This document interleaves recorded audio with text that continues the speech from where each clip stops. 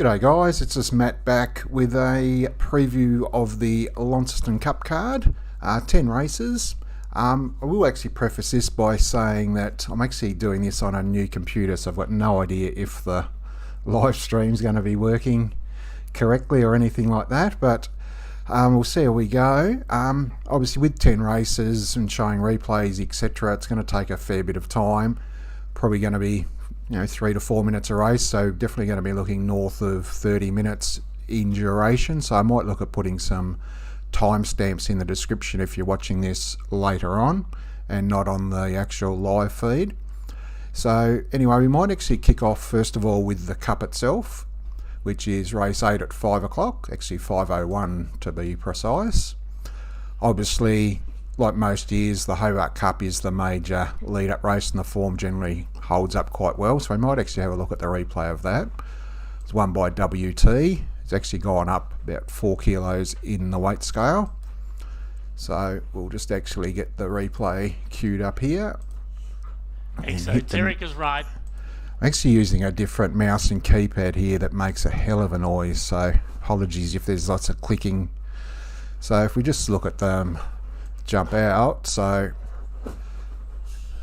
most of the fancy runners are out the back here. You've got WT with the red cap and the white chevron and the blue and red colours. You've got Parade in the white cap last on the inside. You've got Captain Cook out wide, it's that wide the trip. You've got Classic Wayway in the red colours in the McAvoy colours. The grey mare here is Glass Warrior, and Turak Affair in the blue and white vertical stripes, and Exoteric in the yellow. They're probably the major ones to keep an eye on. And they rolled along quite steadily the duration. It was a bit of a funny race in that a 4 wide line started to come at about the 800 and those horses finished like 1, 2, 3, 4. So if we have a look here, you've got Turak Affair, looks to be travelling okay. It's on the back of Mandela Effect and decides to not come out when the runs come out wide. It's not the worst decision in the world. It did turn out to be not the best in hindsight, but you'd think Mandela Effects definitely take you into the race, but he hits a flat spot and his wheels start spinning for a while about the 800. And whilst obviously these, Turak Affair and Glass Warrior following Turak Affair, they go from like 2 lengths in front of these major fancies to 2 lengths behind them. But in the run home, the interstate horses were still stronger.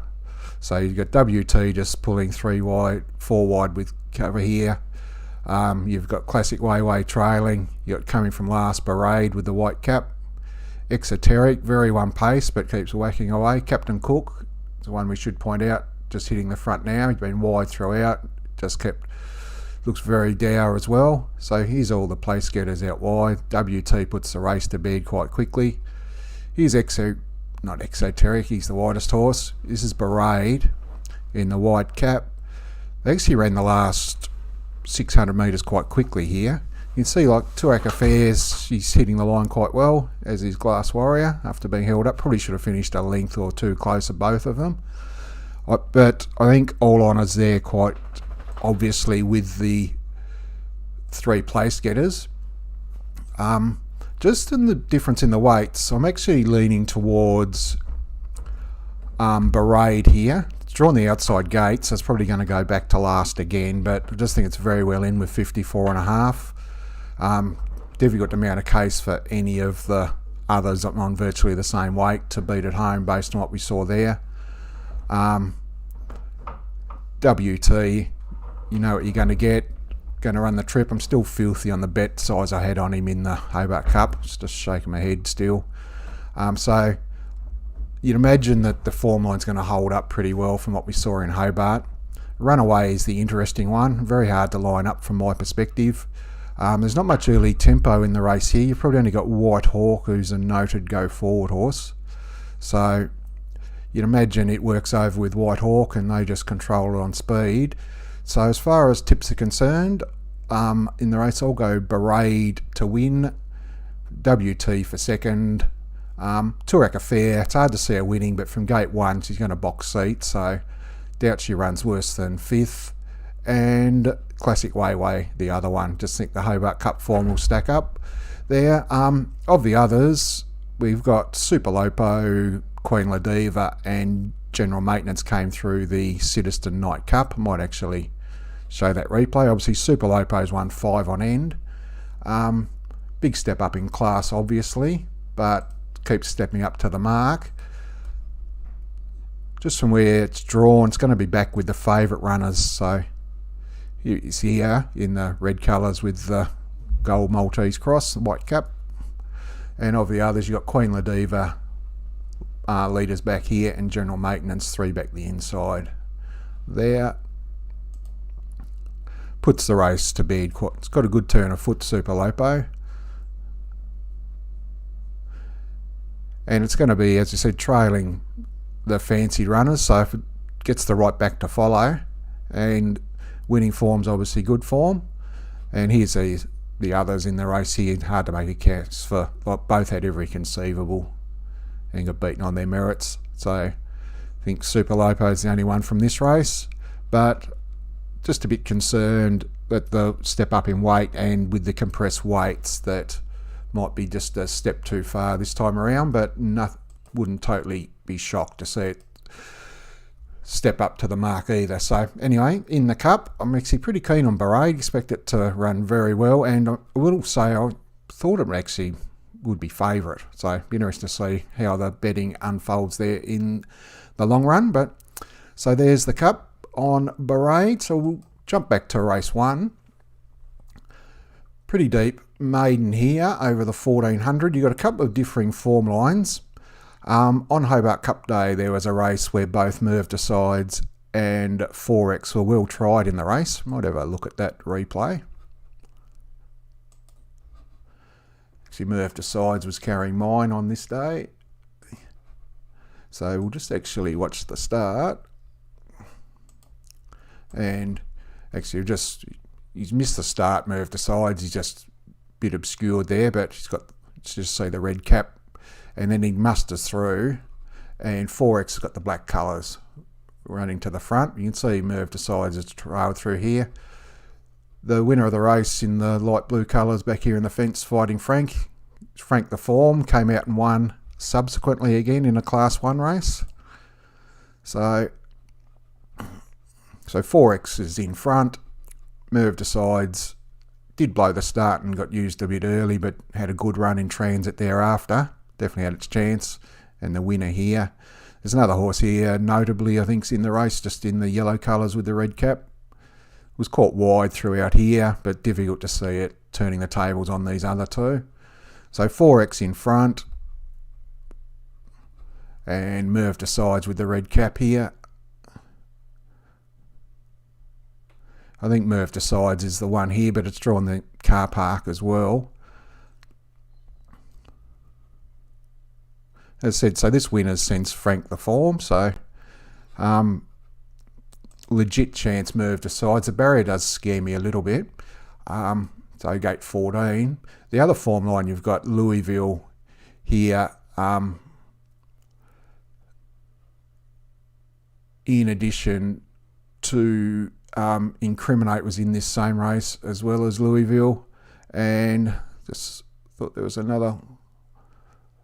Signal Hill was in that Hobart race. That was the other one I was looking at there. But we'll just actually watch the replay of Louisville. It's drawn well. You see it's been model of consistency. Second at its past 3. Went over at 1400 behind Endured, who'd be favoured in this race. The third horse out of this race has subsequently come out and won. Bold Magic was the other horse here. It's actually been scratched. So that was where I was a bit confused there before. So where's the John Blacker colours, the yellow with the black armbands, just running about third on the outside there. So from gate 3 here, you can see it sort of taking up a similar run. Winner of the race, the grey horse here. As I said, the horse in the black colours has subsequently come out and won. Puts a bit of merit in the form. Looks the winner here.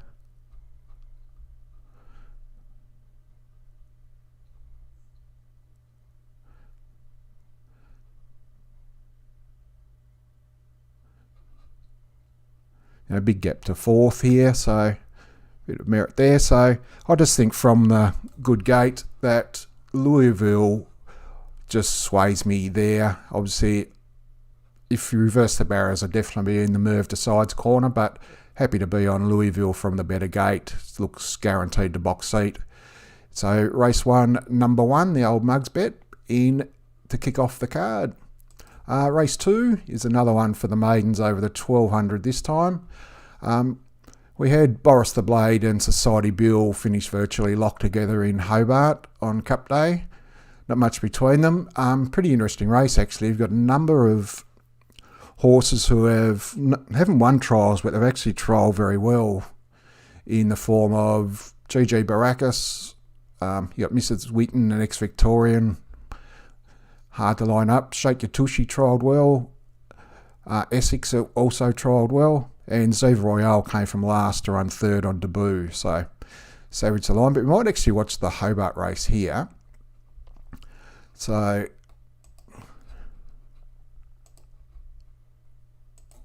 I actually backed both of these horses this day, ran second and third. Right, so you've got Boris the Blade in the Brunton colours here. Just second, just hands up to the leader and then pulls off. And Society Bill just easing back here to be 1 out, 1 back.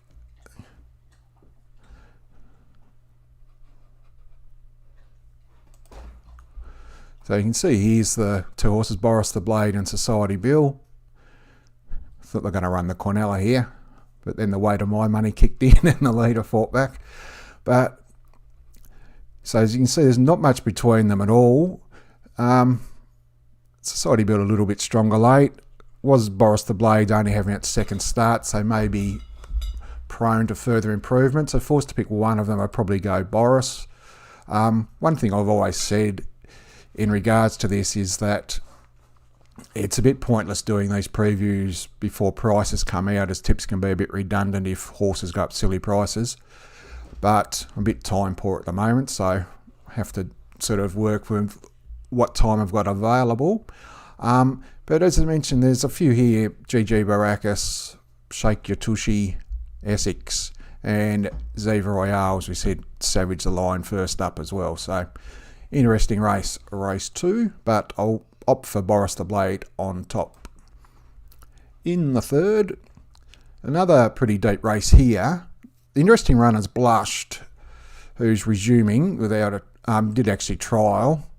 I want to have a look at the trial. The trial was visually impressive. Times are very average, and the opposition not exactly the strongest, but at least you know she's going well. So she just wears the purple colours here back on the inside. You can see it's virtually just a jog trot. They could have won this by an inordinate margin if they so desired. Just still sort of hanging onto its head and just bolting. Said, whilst it is visually impressive, it is just worth noting that the time was pretty average, as was the opposition. But she, as an early 2-year-old, she was up with the best in the state, then resumed and was pretty average at Devonport, and then got sent out for a spell and back again. So do have her on top. Expected to probably work across and lead. I'm a Floozy was average in Hobart, but if you forgive that run, its previous Launceston form gives it a legit hope. Obviously, lead with Ian Beyond sitting outside, and then some handy form here with Reward Achiever and Coronation Keith as well. Close up behind Kahima, and then obviously chased home Hella. So excellent form lines. If you can forgive that Hobart run and draw on the outside gate, it's got a legit hope. And there's a number of others in the race. Obviously, Crackjack Lady was the grey horse we showed in the previous replay. And a number here: Hot Wired, Perkins, We Need a Star, Swinging George has seemingly been up for ages, but always a chance. And Perfect Words, never far away. So interesting race. Betting will probably tell the story with Blushed. If she's right, I imagine she gets truck loaded. But Yeah, I just think I'm a floozy outside gate might go around silly odds based on the Hobart flop. So if you're just looking for a small interest, hard to get into blushed without just off the one soft trial with the previous flop, but do have her on top. But I'm a floozy if it gets out to silly odds. I'll definitely have something on an each way basis in race 3. In the 4th, found this race very tough, to be honest.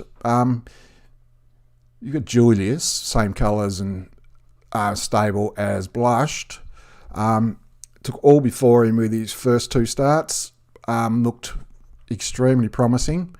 It's in the 4-year-old, I'm not sure what the race was, 4-year-old championship or something it was called last time, behind Galenas. Fair to say it wasn't the best ride in the world, given that it was a 1-lane highway on the fence that night and opted to stay off and come wide. Still didn't give a lot in the run home and hasn't trialled subsequently, which is a bit of a concern. But obviously, you can see prior to that, effortless wins, form had stacked up well around it. Bandinelli's another one, just gone to last 3 wins, just led, dominated and kicked for home. You imagine it probably leads again despite drawing the outside of the 7. You've got plenty of speed. Queen Bee's one who always showed good ability at the trials and probably been a bit harsh on her in regards to heart size and things like that, but she first up was actually a very good win last time, sort of $16. If you believe what you see there and she's going to put in again, then legit hope. GG2 Story,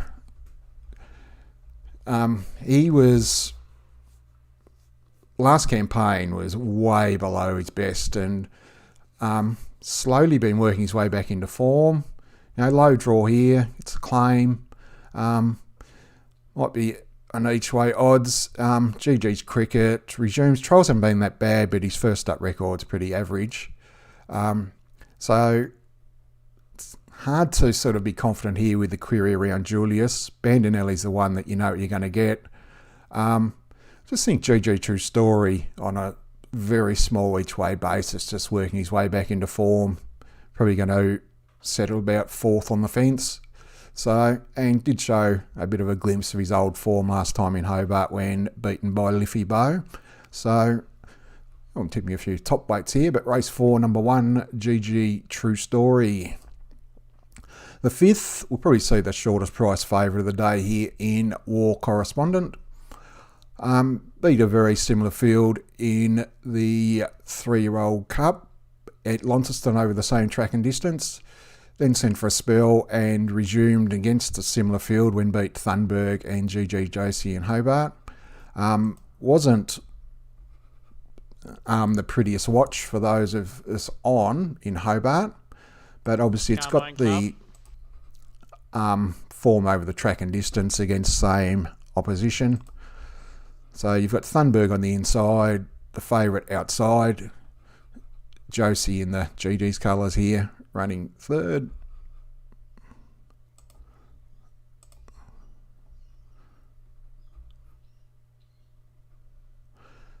So it's a bit sort of tradesman-like here instead of being eye-catching, but does dig in late, draws inside this time, so you imagine it gets first to the fence, and expect to see it winning, truth be told. Price getting on might be the drama there.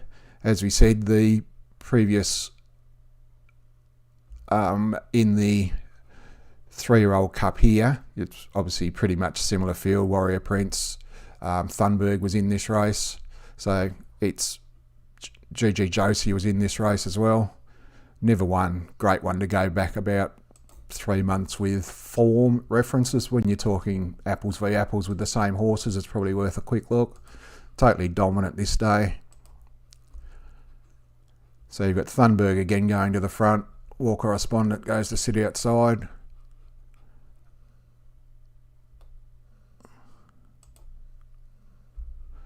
And just puts the race to bed pretty quickly here. You got Josie out wide. You can just see War Correspondent pretty dominant here. It was the first time he'd actually raced with the bar plates off this day, and totally new animal there. So on top of the ground, the Launceston track's probably one thing I should have mentioned as well previously. Rails out 4 for the meeting. Generally, Launceston Cup Day, the track does race quite fairly. As a rule of thumb, day meetings in Launceston, the track does generally play quite fair.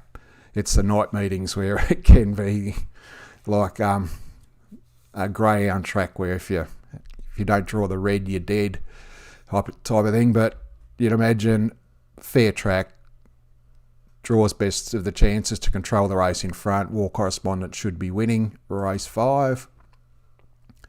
Race 6, difficult race here, pretty even lot. As a rule, most of these, when they go around against one another, there's not too much between them. And then we get Limbs Cruiser thrown into the equation, who's just virtually impossible to line up. First up for 18 months without a trial. Even with someone like me who doesn't watch too much international racing, just look through its form. Its last start was in a feature race in England against 10 Sovereigns, who obviously came out to Australia last year for the major sprint races. Betting's obviously going to tell the story. Just from the others, just probably looking for one who might go around at silly odds. There's going to be plenty of speed coming from out wide here in the form of GG Lynette. Blaze Forth will go forward as well. Liffey Bow. And they've drawn like the 3 widest gates. Just Fragment. His past 2 starts have been pretty average. But he was on hopelessly biased tracks there in that same meeting I alluded to in the race before on the night. So Turek Affair, Mystical Pursuit, Mandela Effect. I think it was the Mowbray Stakes that was called Wait for Age. And then the start before was the Newmarket, which was another fence-dominated night. So total forgive there. Resumes here, barrier 1. I think it's won 3 of 6 first up. I just think sort of each way. Fragment in race number 6. Race 7. And this is the Mowbray Stakes, so the other race obviously wasn't called that. I think it was the Luxbeck Stakes from memory. This is actually a thing I've got a bit of a whinge about Tasmanian races, full stop. We tend to have about 3 or 4 races of equal status and prize money for each age group, and even like the cups. I'd much prefer to make one of them the feature cup. Instead of making them the same prize money, just say, I think they're 250,000 each, the cups. Make one of them, I don't know, 400,000 and the other one 200,000. Don't care which one it is. It's a very Tasmanian thing that we must be seeing, have equality across all areas of the state. It's just ridiculous.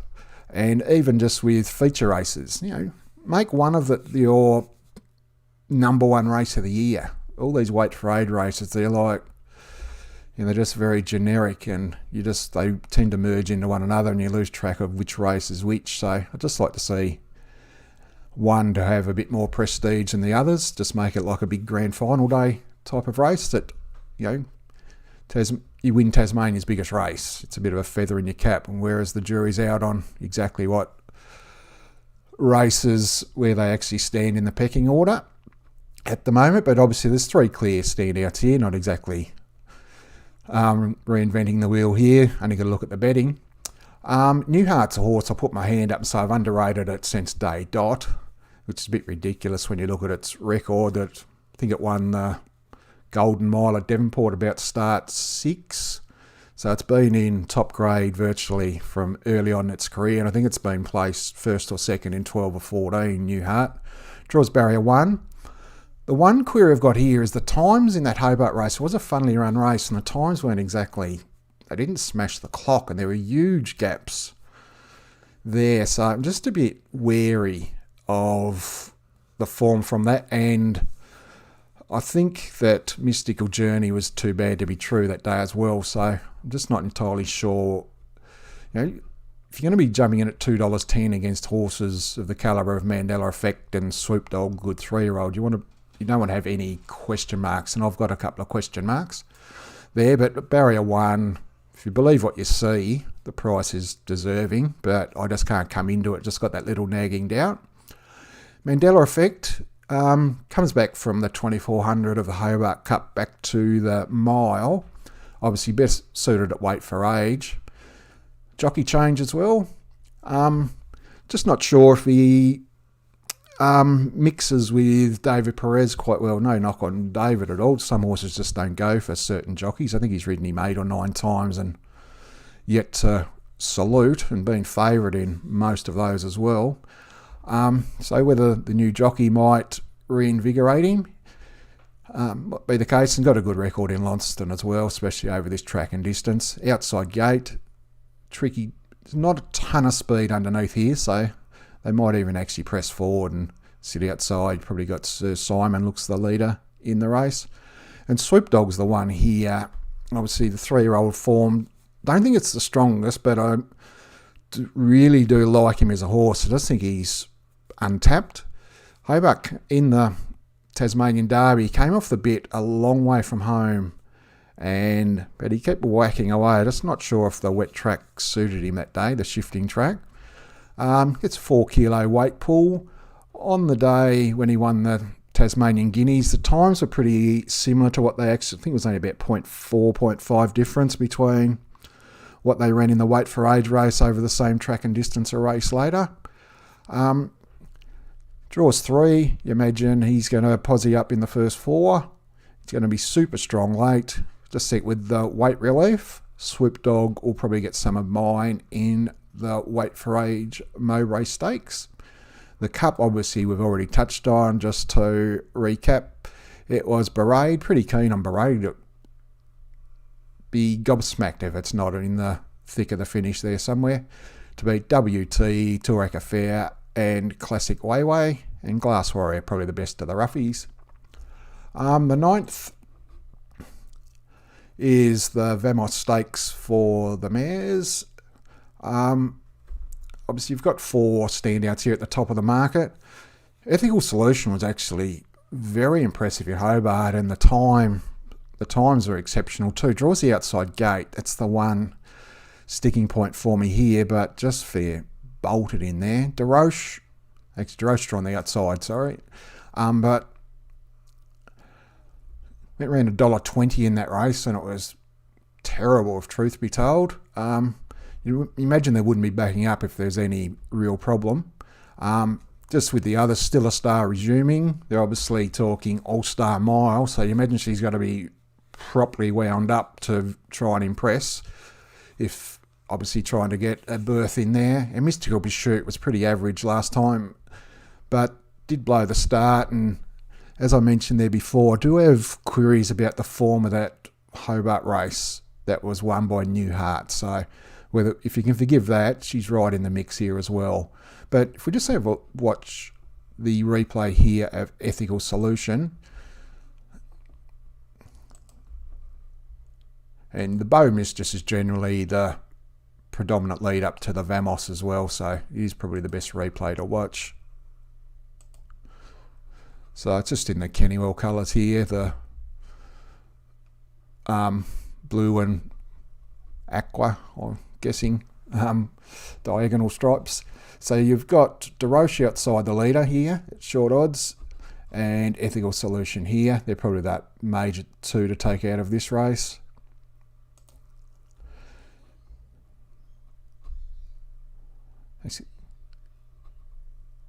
Yeah, so you just see very strong late. This is over 1200. Step out to 1400, and the sectionals are exceptional this day. You've got some horses with, fair enough, these horses are going up in grey, but they had very good Hobart form, and it's one of those tracks at the moment where horses who handle that Hobart track generally hold it. So very happy to have Ethical Solution on top again, despite the little tricky draw. You'd imagine you're going to see a better version of DeRoche here, and Still a Star expect to be wound up, but couldn't have been more impressive to my eye. Ethical Solution. 280, probably not overly wrapped in that price, but yeah, still happy to have her on top in the Vamos Stakes.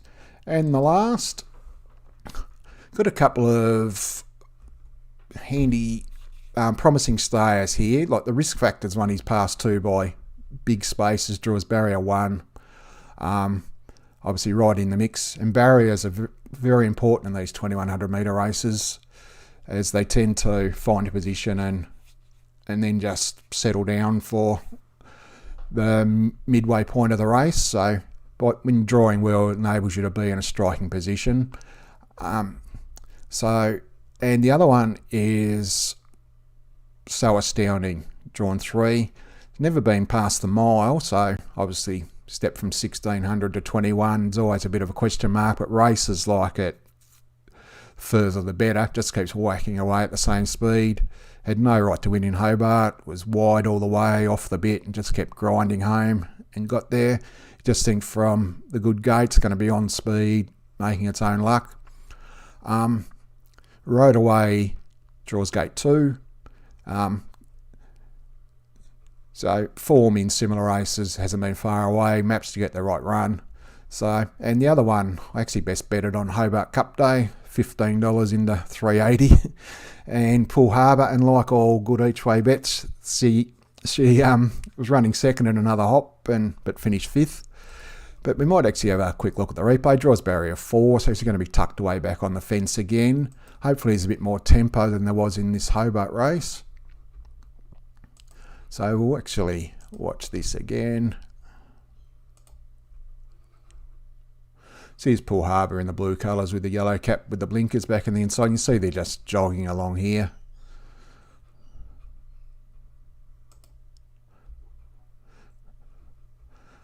And they dash home. Ultimately gets to the outside here in the yellow blinkers. You can see obviously nothing makes... Elisa Vet's the winner of the race here. They went slowly. It was probably the best mile horse in the race. Had too much turn of foot. But you can just watch Poole Harbour get going late here. See what I mean? Another hop that we get the each way money. Just think, might be going around silly odds again. So I'm going to... Bit of a glutton for punishment. I'm going to back up again. Obviously dependent on price. You want double figures.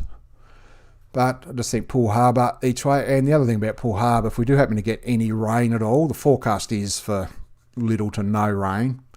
But if it does happen to rain, she's a swimmer. So just sort of increase your bet size if it happens to open up from the heavens. So just found that you've probably gathered through the preview there that I'm not really bullish about anything at too much of a price. The one, as I said, so we'll make the best value in the last. We'll go back to the well on Poole Harbour each way. So in the last, just for numbers, we'll just go back to horses. In the quaddie, just horses drawn, gates 1, 2, 3 and 4. So 7, 8, 10 and 14. Actually, we'll make the best in the cup. I actually do like Barade. I thought it should be favourite, so...